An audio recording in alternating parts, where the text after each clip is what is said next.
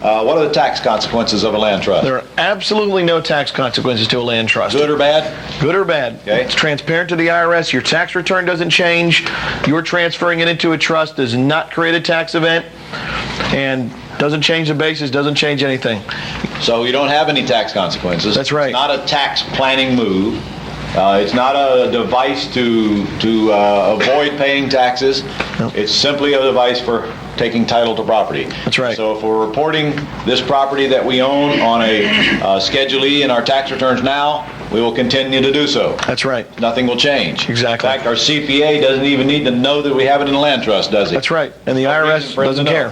The IRS doesn't care. You're reporting just like you always reported. In fact, if you go to your CPA and try to explain this to him, he's going to make a mess out of it because he's not going to understand it. So there's no reason for you to even tell him. Just keep on reporting like you're always reporting. Put the title to the property in the land trust. So you don't need. Do you need a tax ID number? No, we covered that. That's right. Not need a tax ID number, and so there's no special reporting required to IRS for owning property in a land trust. That's right. No special reporting either. Okay.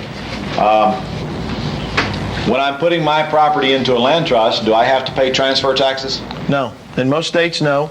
Some states like Florida, it's like $10. It's a very small fee. $7 plus the cost of recording in Florida. Yeah.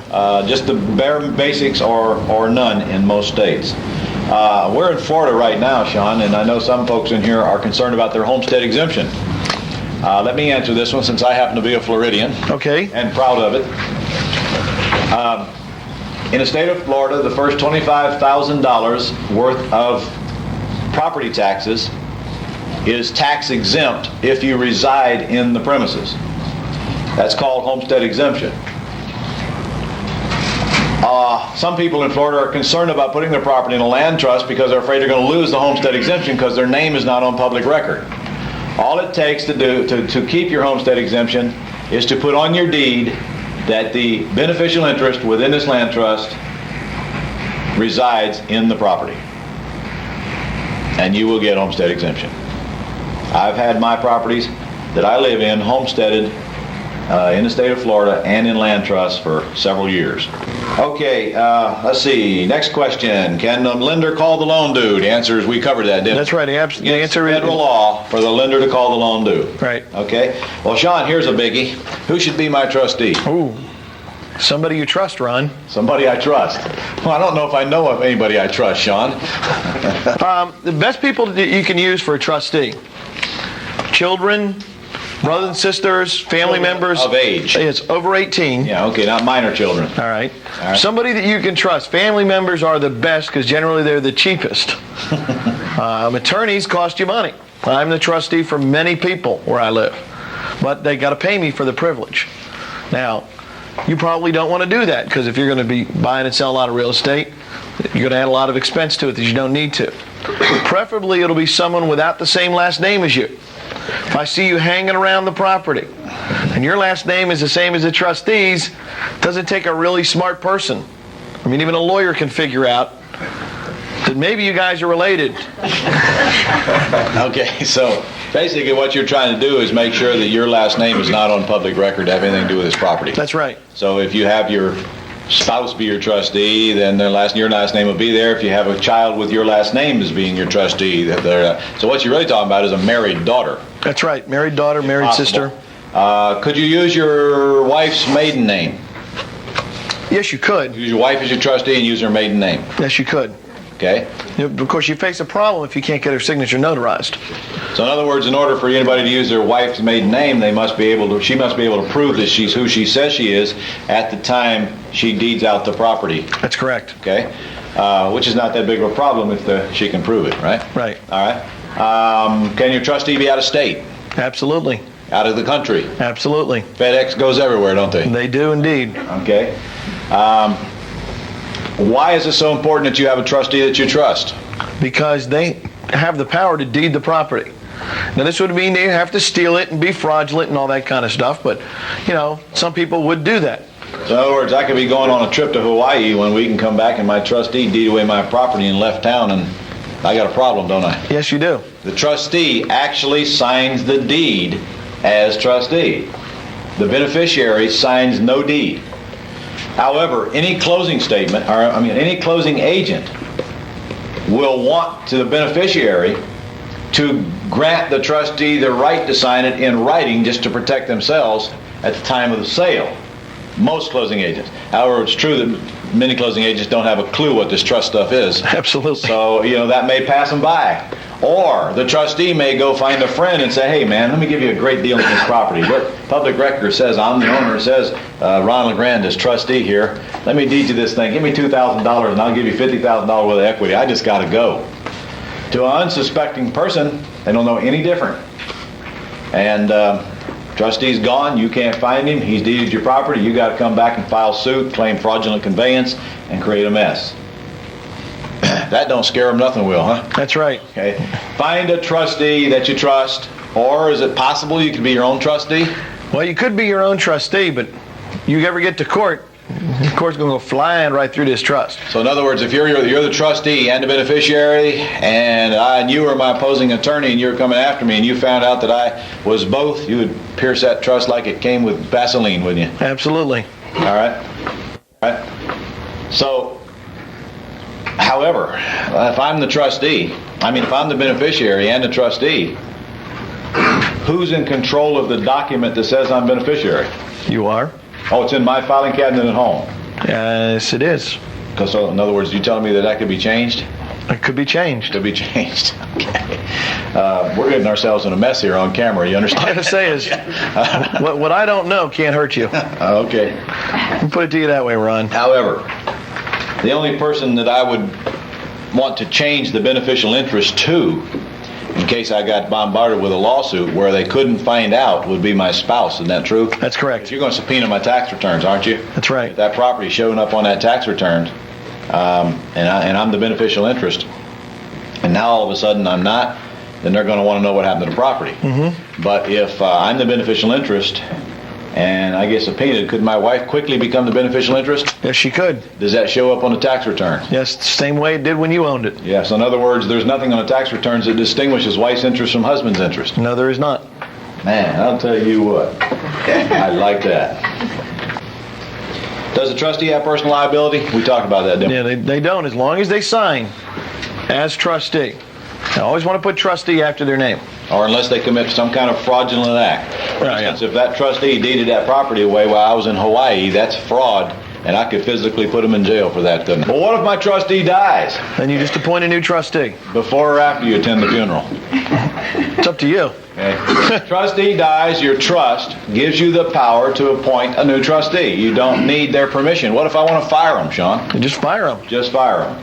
There's a Tell them they're document going. within the trust that allows you to appoint a new trustee, whether your old one wants to resign or not.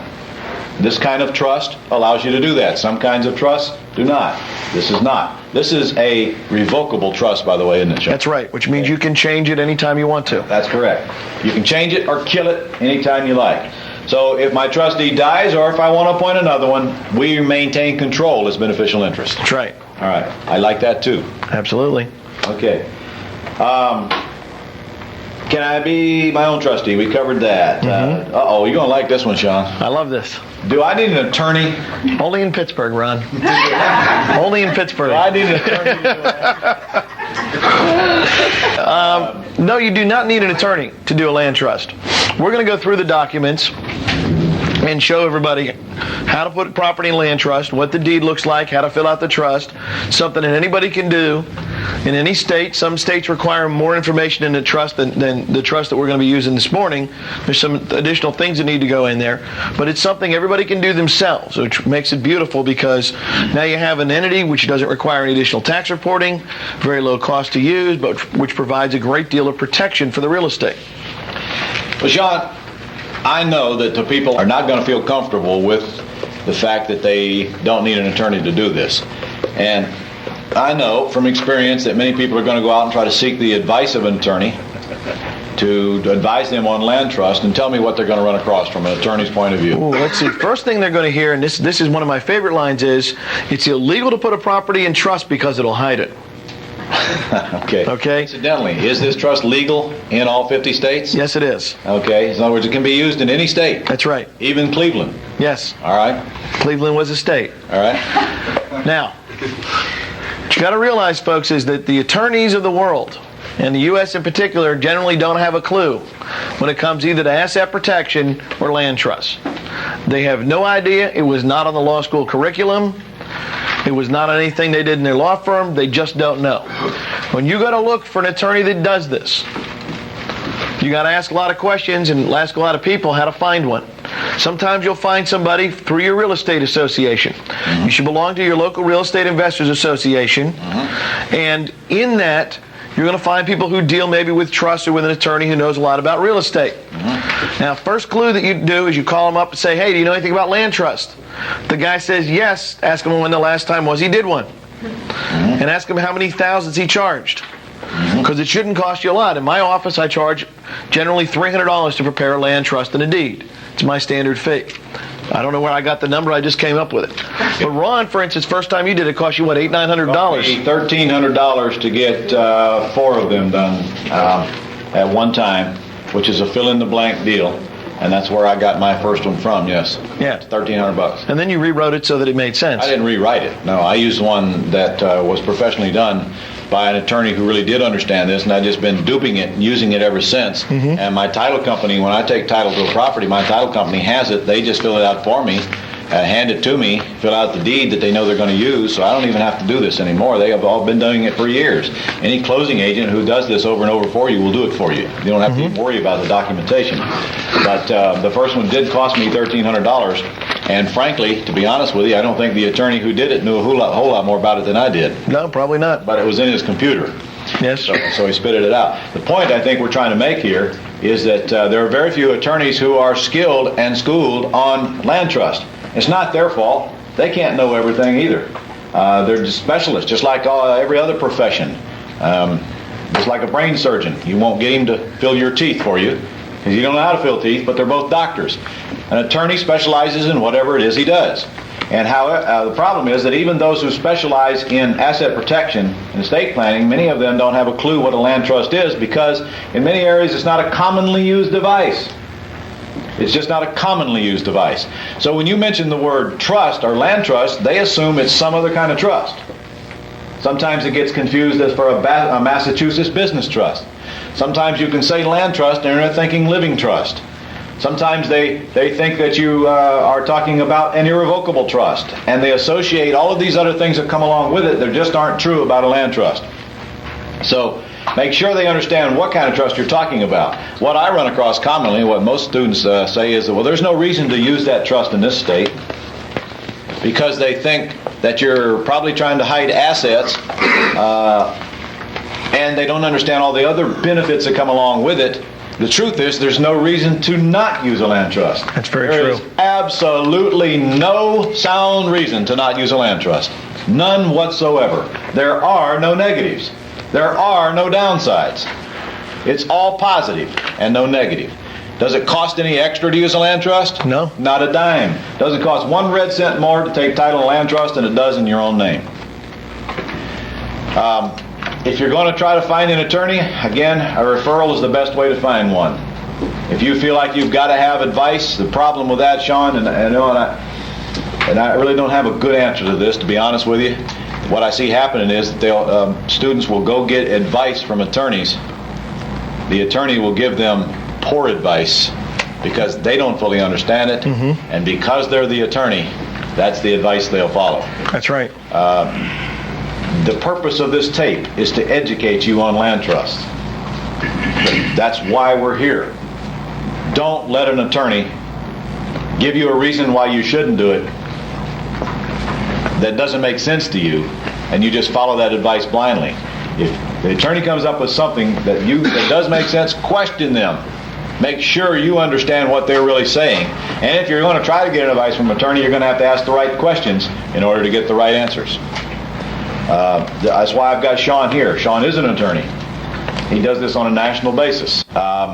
Is it okay if they were to have their attorney call you if necessary? Yes. I've talked to a lot of attorneys all over the country for just this purpose. Okay, so if you run across an attorney that really wants to know, have him call Sean. If you run across an attorney who doesn't want to know, say thank you, have a nice day, and go find another one. Yes, and one more attorney warning. Attorneys have a big tendency to want to take all your real estate and put it into one trust. You go to an attorney blindly and say, I want to put my property into trust. They will do that for you. They'll take all your eggs from this basket and they'll put them over to this basket. Do not let them screw you up. Every property goes into a separate land trust. Okay, well, Sean, when do I record this trust agreement? You never record the trust agreement, Ron. Oh. Trick question. See, I knew that. See if I'm still with you. So you never record the trust agreement? That's right. You only record the deed? That's correct. The deed gets recorded, the trust agreement goes in your filing cabinet at home. No one sees the trust agreement but you and whoever else is on that beneficial interest with you. In fact, your trustee doesn't even see the trust agreement. The trustee signs where you ask him to sign. You don't need to leave the trust agreement with the trustee. So basically, you're in control of the evidence, aren't you? That's correct. All right. When you're renting property and you're managing them yourself, what name would you put on the rental agreements? It's up to you. You can use your own name. You have a right to manage and control the property under the lease agreement. Or you can put the trust name on there and have the trustee sign a bunch of them ahead of time so that the trust would be named in the lease. Okay. I wouldn't suggest that. I don't like that idea. And I'll tell you why I don't like it. Because the trustee does nothing from the day they sign you in until the day they sign you out. I don't want my trustee involved in my business. And frankly, I don't want any repercussions of my business coming on to my trustee and creating a problem for them. So therefore, I will not use my trustee's name when I'm leasing. I'll use my name, or we could even look into starting a management corporation. That's correct. We're going to do this on a regular basis and be landlords to any great degree, and let the management corporation manage the property, which is nothing more, by the way, than getting that corporation incorporated and using it for management purposes. There are some side benefits to that too. Oh, good benefits. Talk about that on another tape. Another tape. Okay. Who would receive the rent? Well, if you've got it set up in your own name, you get the rent. If you're going to use a management corporation, they would collect the rent. Once again, you're going to just want to take all your rent, all your income, put it into one account, and pay all the bills out of the central account. When you go to sell the property, are they going to run across? It's going to be hard to transfer the title. They're going to run across a lot of garbage from the closing agents. Well, they could run into a problem only if the guy doesn't know what he's doing. And I'll tell you how you solve that problem, because there shouldn't be any problem. When they get confused, you tell them, pick up the phone and call the Chicago office of whatever their title company is. See, Land Trust started in Illinois. All the Chicago title companies have this down cold. So if you have them call the Chicago office, they can answer all his questions much faster than the local attorney he's going to call, who doesn't know any more than he does. Don't have the blind leading the blind. Let them call the guys that do this every day in Illinois. You'll get a real quick response, solves any problems. But there are no title problems associated with this. The truth is, the only thing that's on public record is the deed anyway, isn't it? That's right. They never see the trust. So all they're going to see is John Doe as trustee. Many times, they won't go any further than that. You'll just deed it out. John Doe as trustee is deeding it to whoever you're selling it to. However, some of them will want to see the trust agreement. Now, if they want to see the trust agreement, you're going to have to furnish them the trust agreement. No problem. The minute you sign the deed, the trust is dead anyway. Furnish them the trust agreement and answer whatever questions they want you to answer, whatever it is they want you to do. There are a few cases where I've had to do exactly that. Most of the time, you won't have to do anything. You should not have a problem. There are no title problems created here, but every once in a while I run across a situation where they want to make a mess to get out. Exactly. If you're using the same closing company, title company, or closing agent over and over again, it won't be a problem past the first one anyway. Right. Okay? Can I refinance the property if I have it in a land trust? Absolutely. If you want to go to a bank, now Ron, close your ears, and borrow money, you can borrow money from the bank while it's in the trust. Most banks will let you do that. I've had clients borrow many millions, various sums from banks while the property's in a land trust. The trustee will execute the mortgage and the note to bind the trust and secure the property with the mortgage. You will execute the documents such as the note and a guarantee agreement that make you personally liable. If you go to a bank and they say, I'm not sure how to do this, just tell them pretend it's a corporation and that you're the shareholder and somebody else is the officers, and that'll help them understand what you're doing.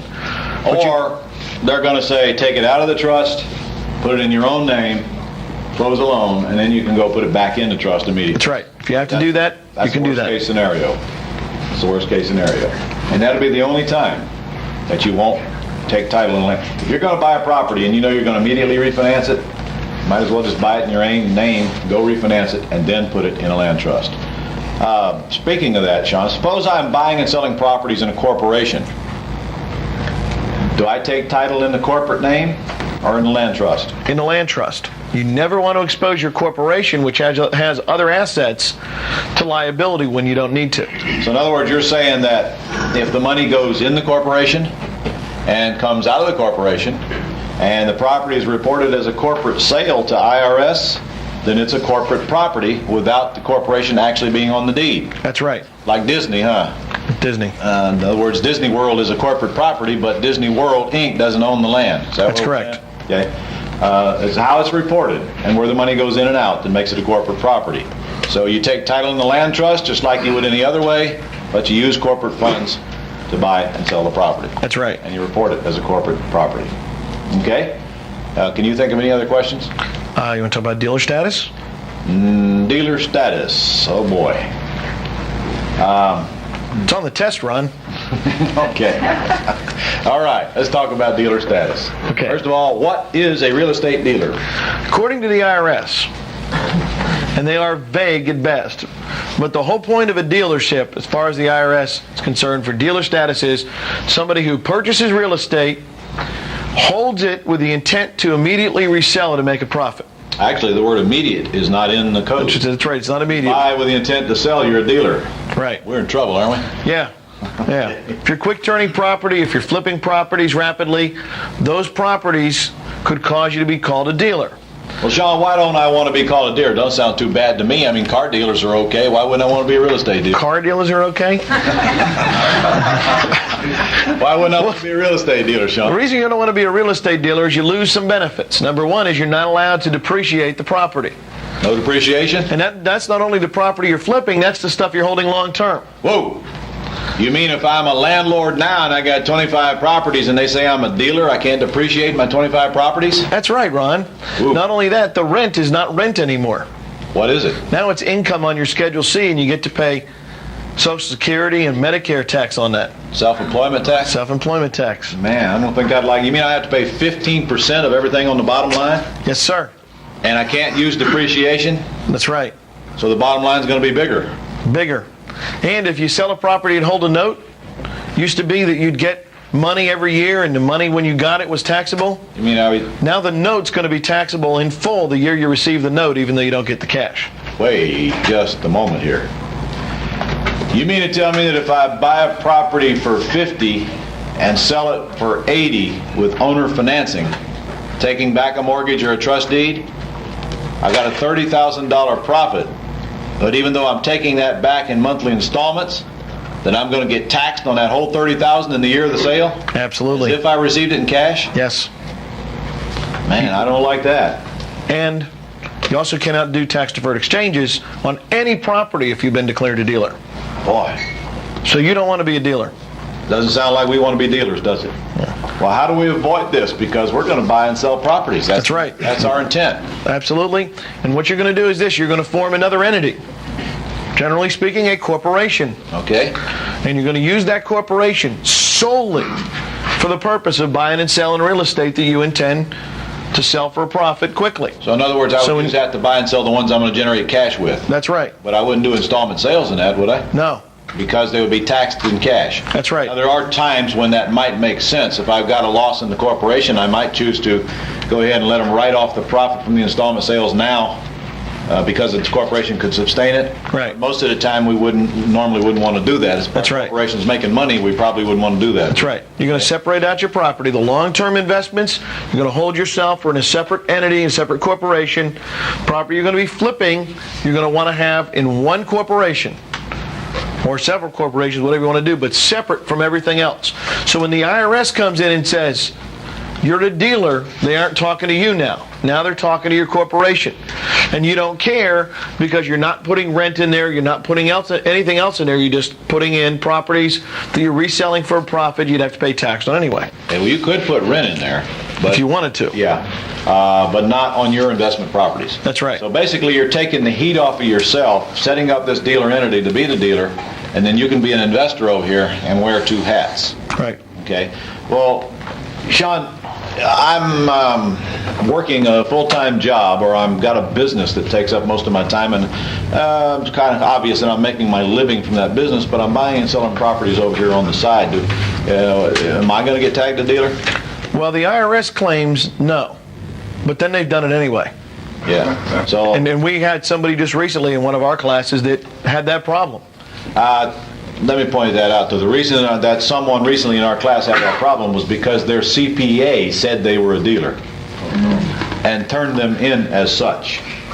Do not let your accountant call you a dealer. They don't understand the ramifications of it because they're not a dealer. That's why that person had that problem. We had a full-time employed individual who was called a dealer, and now he's got to go back and try to get out of that mess. It's very difficult to get rid of that tag, isn't it? Yes. Once you're a dealer, hard to get rid of that stigma. But there's no reason to ever take that risk. It's not that hard to form and use a corporation. When you're making money, spend a little bit of it to make sure you protect all your other assets. Well, when should I do this? When should I incorporate? Monday would be good. Okay. I mean, the question is always to me, when do I need to protect myself? When do I need to incorporate? It's not a dollar figure.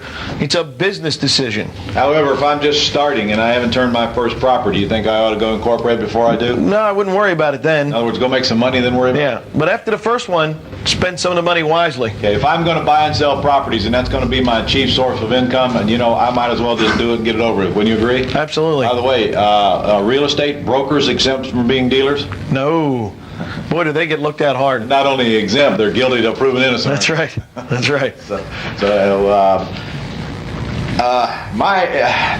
IRS tells me that if I've got a full-time job or a profession that I should not be tagged as a dealer. But on the other hand, there's a lot of ifs in there. There's a lot of things that could go wrong with that scenario. For instance, if I'm making a whole lot more money flipping properties than I am working on my job, I'm in jeopardy, aren't I? But if I'm working a job and I'm turning 2 or 3 properties a month, in my opinion, you're not in jeopardy of being called 2 to 3 properties a month? A year, I mean. Okay. A year. Let's say if you're making $200,000 a year. See, the problem is there is no defined number you have to turn That's right. before you're tagged as a dealer. It's just a very, very gray area.